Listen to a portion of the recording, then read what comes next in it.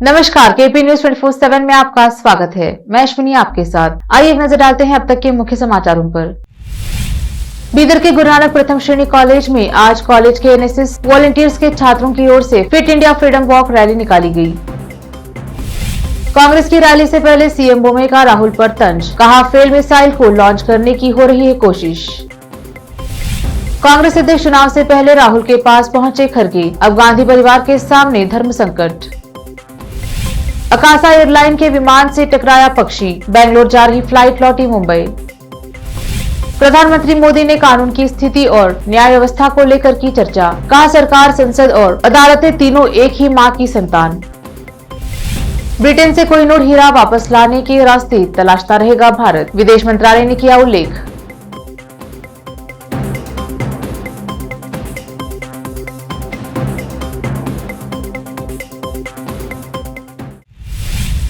अब समाचार विस्तार से। बीदर के Guru Nanak first grade college में आज शनिवार 15 अक्टूबर को सुबह 10 बजे कॉलेज के एनएसएस वॉलंटियर्स के छात्रों की ओर से fit India freedom walk rally निकाली गई। इस रैली में कॉलेज के छात्र छात्राओं और शिक्षकों ने भाग लिया। साथ ही कॉलेज के एनएसएस के छात्र दीपक का राष्ट्रीय परेड संचालन कार्यक्रम में चयन होने पर कॉलेज प्रशासन की ओर से सम्मान किया गया। केपी न्यूज के कैमरामैन संतोष की रिपोर्ट।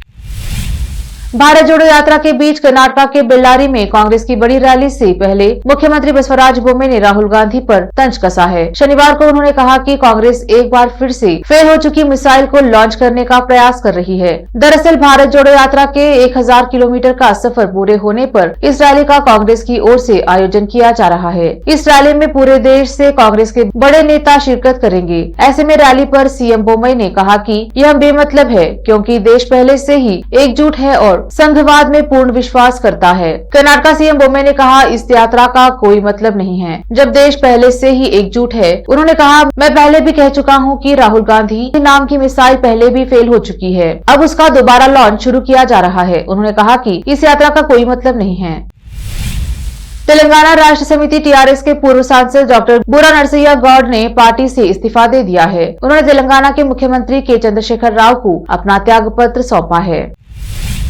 कांग्रेस की भारत जोड़ो यात्रा का आज 38वां दिन है और यह कर्नाटक के हरकुंडी गांव से शुरू हुई है। आज की पदयात्रा खास है क्योंकि इस पदयात्रा में कांग्रेस अध्यक्ष चुनाव के उम्मीदवार मल्लिकार्जुन खड़गे भी शामिल हुए हैं। इसके अलावा छत्तीसगढ़ के मुख्यमंत्री भूपेश बघेल भी राहुल गांधी के साथ मौजूद हैं। वही खड़गे का इस तरह से राहुल की पदयात्रा में शामिल होना गांधी परिवार के ऊपर सवाल खड़ा कर सकता है। दरअसल राहुल गांधी ने कहा था कि हम अध्यक्ष चुनाव में किसी का समर्थन नहीं करेंगे, लेकिन खड़गे अध्यक्ष चुनाव के 2 दिन पहले उनके साथ नजर आ रहे हैं। इस तरह से चुनाव की पारदर्शिता पर सवाल उठ सकते हैं। वहीं हर दिन की तरह कांग्रेस ने अपने ट्विटर हैंडल पर भारत जोड़ो यात्रा का एक वीडियो भी ट्वीट किया है। इसमें लिखा गया है कि ये साथ अपनों का है, अपनेपन का है, इस साथ को हम निभाएंगे।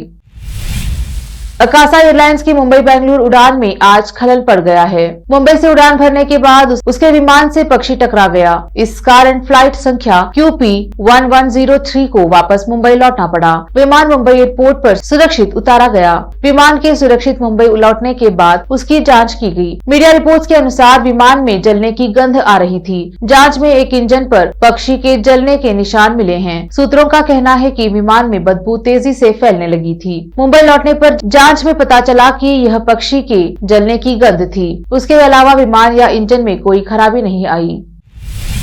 लेते हैं छोटा सा ब्रेक, जल्द लौटेंगे ब्रेक के बाद। हिंदुस्तान के हर कोने में हम हैं मौजूद। 24 घंटे हालात पर गहरी नजर,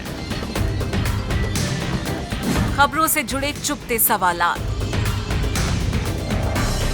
और आपको दिखाता है धार्मिक, सामाजिक, राजनीतिक, लोकल और इंटरनेशनल न्यूज की सबसे बेहतर कवरेज, जो आपको रखती है हर पल बाखबर। देश और दुनिया भर की खबर के लिए देखते रहें KP news 24/7। Noor education trust Bidar की ओर से चलाए जाने वाला Noor MEd and BEd college Bidar, recognized by NCTE Delhi and affiliated to Gulbarga University, Gulbarga. Admission are open for the academic year 2021-22. विशेषज्ञ और सक्षम शिक्षकों द्वारा शिक्षा प्राप्त करने के लिए नूर एमएड एंड बीएड कॉलेज में दाखिला लें और शांत वातावरण में शिक्षा प्राप्त करें। बीदर शहर में बेहतर शिक्षा का एकमात्र केंद्र Noor MEd and BEd college, Shahpur gate, Bidar. Phone numbers 9945283920, 8482221297। दुनिया में शिक्षा का बड़ा महत्व है। जीवन में आगे बढ़ने और सफलता हासिल करने के लिए अच्छी शिक्षा की जरूरत होती है।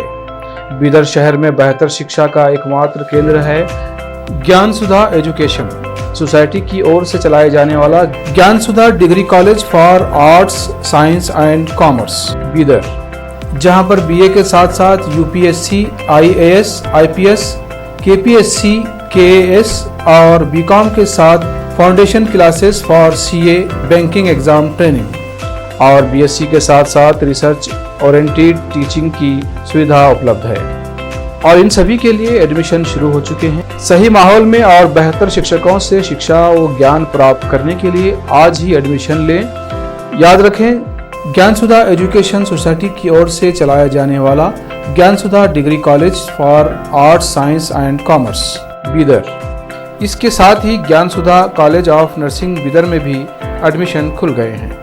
Shivnagar behind Union Bank of India, Bidar. Contact number 9880403334।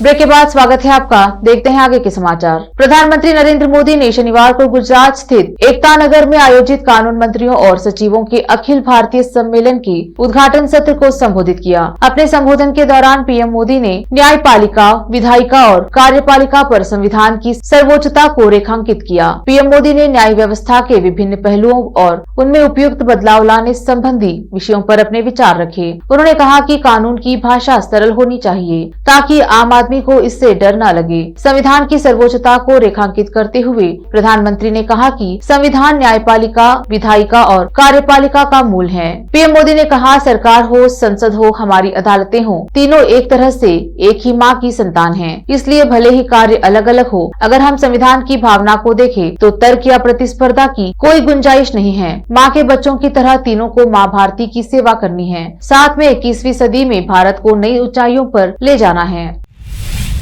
भारतीय महिला टीम ने श्रीलंका को हराकर 7वीं बार एशिया कप का खिताब अपने नाम कर लिया है। फाइनल मैच में भारतीय महिला प्लेयर्स ने कमाल का खेल दिखाया और 8 विकेट से मैच जीत लिया। फाइनल मैच में स्मृति मंदाना ने आतिशी पारी खेली। उनकी वजह से ही भारतीय टीम जीत हासिल करने में सफल रही। स्मृति मंदाना ने फाइनल में तूफानी बल्लेबाजी की। उन्होंने मैदान के हर तरफ स्ट्रोक लगाए। उनकी बैटिंग देखकर विरोधी गेंदबाजों ने दांतों तले उंगलियां दबा ली। उन्होंने 25 गेंदों में 51 रन बनाए, जिसमें से 6 चौके और 3 लंबे छक्के शामिल थे। वहीं कप्तान हरमनप्रीत कौर ने 11 रनों का योगदान दिया। दोनों ही खिलाड़ी अंत तक आउट नहीं हुए और टीम इंडिया को जीत दिला दी। जेमिमा रोड्रिगेज ने 2 रन और शिफाली वर्मा ने 5 रन बनाए। भारतीय महिला टीम ने एशिया कप T20 टूर्नामेंट के फाइनल में शनिवार को यहां श्रीलंका की पारी को 20 ओवर में 9 विकेट पर 65 रन पर रोक दिया। 66 रनों के मिले टारगेट को टीम इंडिया ने बहुत ही आसानी से हासिल कर लिया।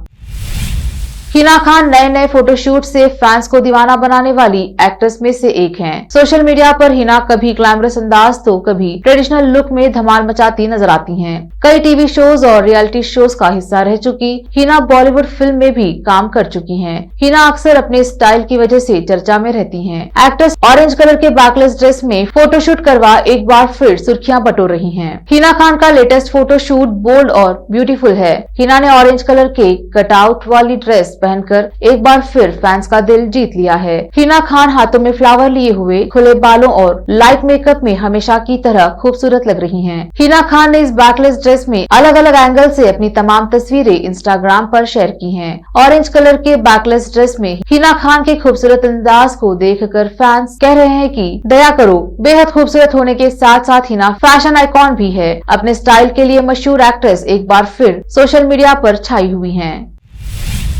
भारत ने शुक्रवार को संकेत दिए हैं कि यह दुनिया के सबसे बड़े हीरो में शुमार कोहिनूर को ब्रिटेन से वापस लाने के रास्ते तलाशता रहेगा।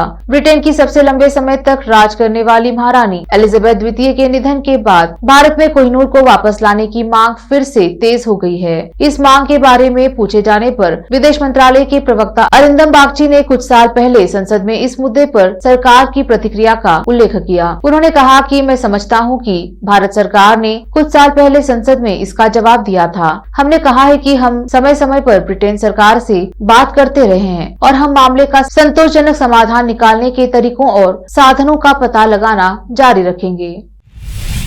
पाकिस्तान के खिलाफ दिए गए स्पष्ट बयान में अमेरिकी राष्ट्रपति जो बाइडेन ने पाकिस्तान को दुनिया के सबसे खतरनाक देशों में से एक बताया है और कहा है कि उसके पास बिना किसी सामंजस्य के परमाणु हथियार हैं। अमेरिकी राष्ट्रपति ने ये टिप्पणी लॉस एंजलिस में एक democratic congressional campaign committee reception में की, जिसके दौरान उन्होंने चीन और रूस दोनों को फटकार लगाई। पाकिस्तान पर यह टिप्पणी उस समय की गई जब बाइडेन चीन और व्लादिमीर पुतिन की रूस के संबंध में अमेरिकी विदेश नीति के बारे में बात कर रहे थे। बाइडेन ने अपने संबोधन के आखिर में निष्कर्ष के तौर पर कहा कि वह पाकिस्तान को दुनिया का सबसे खतरनाक देश मानते हैं।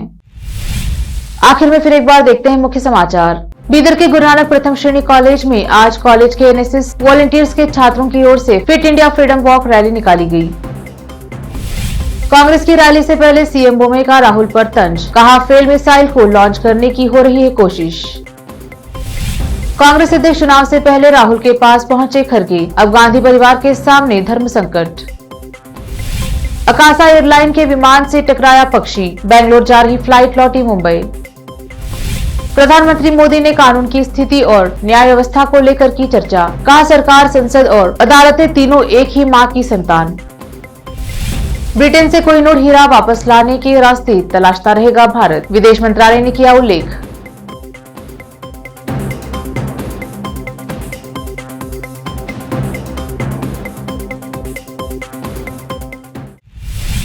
केपी न्यूज में अब तक के लिए इतना ही। देखते रहिए केपी न्यूज ताजा खबरों के लिए। धन्यवाद।